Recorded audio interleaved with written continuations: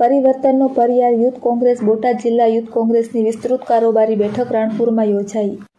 આજ રોજ બોટાદ જિલ્લાના રાણપુર શહેર ખાતે પરિવર્તનનો પર્યાય યુથ કોંગ્રેસના સૂત્ર સાથે બોટાદ જિલ્લા યુથ કોંગ્રેસની વિસ્તૃત કારોબારી બેઠક યોજાઈ હતી।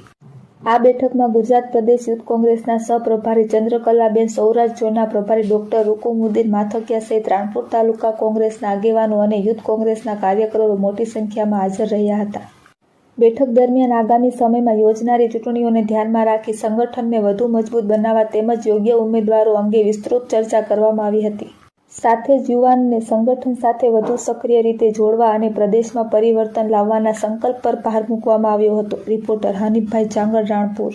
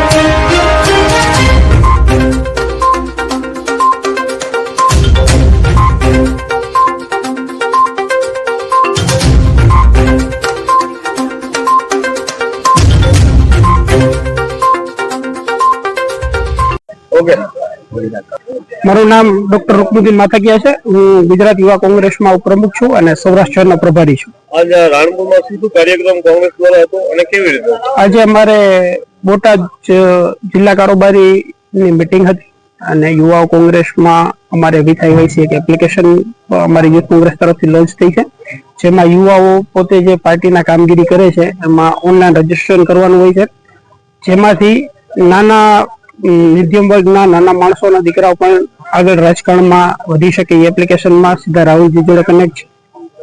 આગામી દિવસોમાં કોંગ્રેસની કેવી રણનીતિ હશે? આગામી દિવસોમાં અમારી પાયાના જે પ્રશ્નો છે, રોડ રસ્તા, બેરોજગારી, મહિલાઓ અત્યાચાર વગેરે ઉપરની રણનીતિ રહી છે। હમણાં જ રિસેન્ટલી અમારે સૌરાષ્ટ્રમાં અમિત ચાવડાજીની સ્પષ્ટ સૂચના છે, જન આક્રોશ રેલી અમારી ચોટીલાથી સાળંગપુર સૌરાષ્ટ્રના પ્રવાસ માટે પીસીસી અને અમારે રાહુલજી પણ આવવાના પ્લાનિંગમાં છે। આગામી દિવસોમાં કોંગ્રેસના કેવા કાર્યક્રમોને? અમારા આગામી દિવસોમાં જન આક્રોશ રેલી છે, જેમાં પાયાના પ્રશ્નો જે છે, મહિલાઓ પર થતા અત્યાચાર, યુવાનો બેરોજગાર છે, ખેડૂતના પ્રશ્નો એટલા છે, માલધાને પરેશાન છે, વિવિધ મુદ્દાઓ માટે અમે રોડથી લઈને સંસદ સુધી લડાઈ લડવાના છીએ। આગામી દિવસોમાં ચૂંટણી પણ આવી રહી છે, તો કોંગ્રેસની કેવી તૈયારી દર્શાવી રહ્યા છે? તમે બધા મિત્રો જાણો જ છો કે સ્થાનિક સ્વરાજ્યની ચૂંટણી હમણાં આવી રહી છે, તેના ભાગરૂપે જ આજે અમે બોટાદ ખાતે છીએ, કાલે ભાવનગર ખાતે છીએ। સતત સ્થાનિક સ્વરાજ્યની ચૂંટણી આવે ત્યાં સુધીમાં રાહુલજીની સ્પષ્ટ સૂચના છે, રાહુલજીએ જે સંસદમાં કીધું છે મોદીજીને 2027 में आपको हम हरा देंगे, એના ભાગરૂપે જ અમને બધાને પ્રવાસમાં સતત મોકલેલા છે। નીચેથી રિપોર્ટિંગ બધું ચાલુ છે અને આગામી લડાઈ અમે ગ્રાઉન્ડ ઉપર 27 સુધી સતત પ્રજાના પ્રશ્નો ઉઠાવતા રહીશું અને લડવાના છીએ। चंद्रकला नागौरी।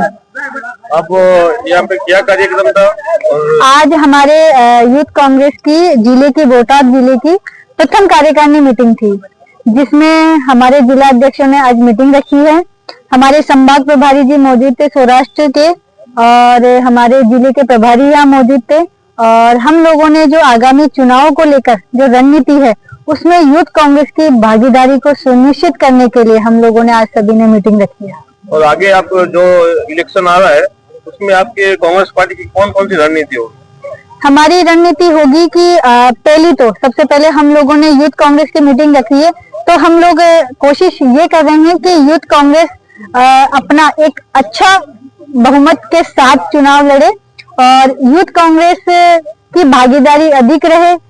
जो यूथ है, जो युवा है, जो चुनाव लड़ना चाहता है, अपने धरातल पर जो मजबूत साथी है, उनमें हमारे राष्ट्रीय अध्यक्ष जी की रणनीति ये रहेगी कि वो लोग उन युवाओं को मौका दे और युवाओं के साथ मिलकर आगे की जो राहुल गांधी जी की मुहिम है उसको सुनिश्चित करने का काम करेंगे, मजबूती से लड़ने का काम करेंगे। और आगे आपकी कांग्रेस पार्टी के कौन कौन से कार्यक्रम है अगले दिनों में?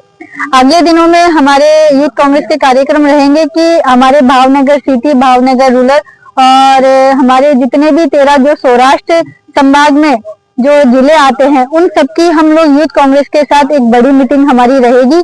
लगातार 3 मई तक हमारी मीटिंगें सुचारू रूप से रहेगी और जैसे आज हमने बोटाद की रखी तो कल हमारी भावनगर की मीटिंग रहेगी जिसमें रूरल और सिटी की हम लोग मीटिंग रख रहे हैं। Okay, thank you.